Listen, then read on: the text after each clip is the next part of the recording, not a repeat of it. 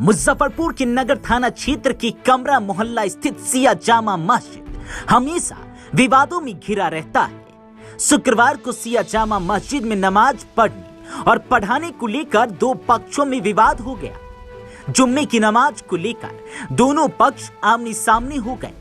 किसी प्रकार की टकराव की आशंका को देखते हुए भारी पुलिस बल की तैनाती कर दी गई। एक पक्ष जहां सिया धर्मगुरु मौलाना शबीब काजिम के द्वारा नमाज पढ़ाए जाने की मांग कर रहे थे, तो वहीं दूसरे पक्ष की मुतबल्ली आबिद अजगर का कहना है कि सिया वक्फ बोर्ड के द्वारा जिनको इमाम जुम्मा नियुक्त किया गया है, उन्हीं के द्वारा नमाज पढ़ाई जाएगी। हंगामे की आशंका को लेकर नमाज के दौरान भारी पुलिस बल की मौजूदगी में नमाज पढ़ाई गई। नगर थाना अध्यक्ष विजय कुमार सिंह का कहना है कि दोनों पक्ष को समझाया गया, उसके बावजूद दोनों पक्ष अपनी बात पर अड़े हुए थे, जिसे लेकर पुलिस की मौजूदगी में नमाज अदा कराई गई है। दोनों पक्ष के प्रतिनिधि मंडल को थाने पर बुलाया गया है, जहां पर वरीय पदाधिकारी के द्वारा आगे जिस प्रकार का निर्देश मिलेगा वैसी कार्रवाई की जाएगी।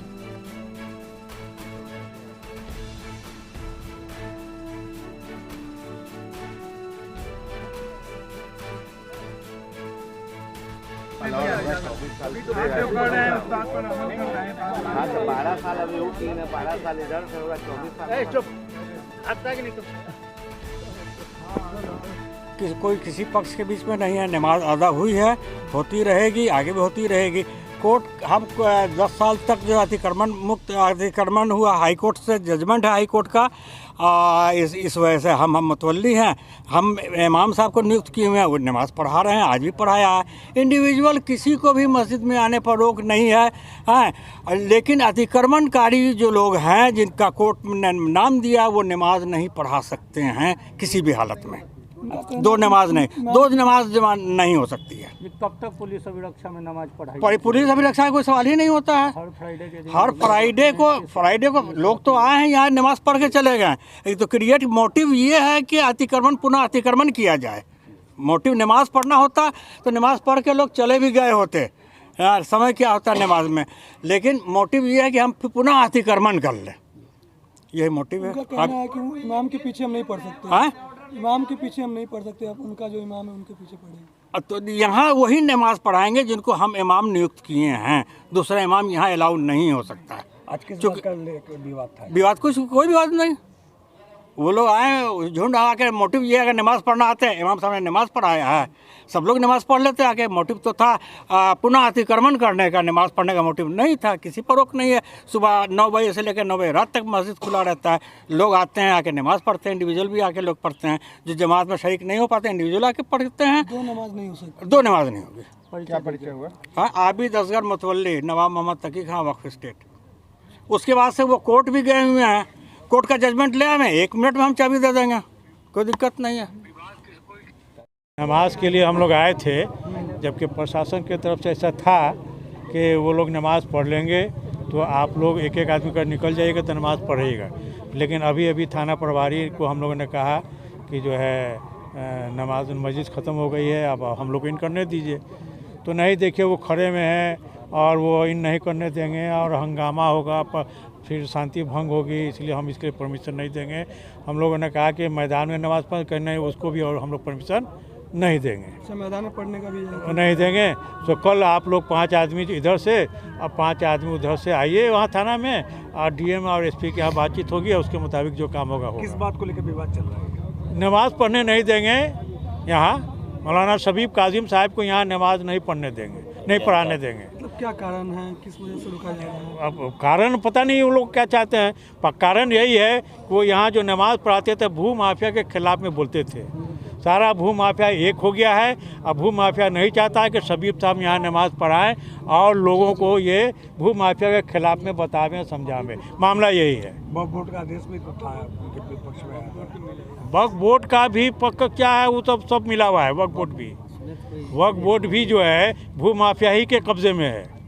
वो भी आप लोग क्या चाह रहे हैं? हम लोग ये चाहते थे कि शबीब साहब के पीछे हम लोग नमाज़ पढ़ें, नमाज वो पढ़ाए, हम लोग उनके पीछे नमाज़ पढ़े। देखिए इतना आदमी 500 आदमी आ करके नमाज महरूम हो रहा है, महरूम हो रहा है, नमाज नहीं पढ़ पा रहे हैं लोग, समझे। लेकिन हम लोग अपील किया था प्रशासन से कि हम लोग को नमाज पढ़ने की इजाज़त दी जाए, लेकिन यहाँ भी इजाज़त नहीं दिया गया। कितने समय से नमाज नहीं पढ़ पा रहे हैं? यहाँ लगभग 22 जनवरी 2023 से हम लोग ने तो ऐसे में नमाज में कहाँ अदा कर रहे हैं? कुछ नहीं, हम लोग नहीं पढ़ पा रहे हैं, घर पर ही हम लोग जो है, लेकिन जुमा का नमाज नहीं पढ़ पा रहे हैं हम लोग। उच्च अधिकारी से शिकायत की थी इस पर? जी हाँ, कई बार किया है। फिर वही आप बातचीत हुई है तो कहीं कल आइए आप लोग, 5 आदमी इधर से 5 आदमी उधर से आइए, तो फिर हम लोग इस पर डिस्कस करेंगे। इससे पहले भी इस तरीके का कभी बैठक हुआ है आपस में? उसके बहुत पहले बातचीत हुई थी, उस समय क्या निर्णय निकला? उसमें तो निर्णय था फेवर में था, लेकिन चूँकि 22 जनवरी के बाद जो है, चूँकि ये लोग पूरा हावी हो गए हैं, भू माफिया पूरा हावी हो गया है, इसलिए हम लोग को कि हम लोग के खिलाफ यहाँ पर इन भी नहीं करने देते मस्जिद में।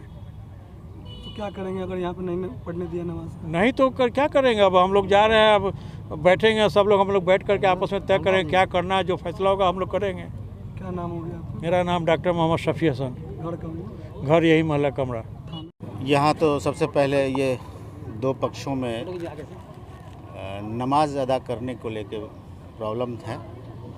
एक वर्तमान मुतवल्ली हैं वो हैं, और एक पूर्व में मौलाना हैं।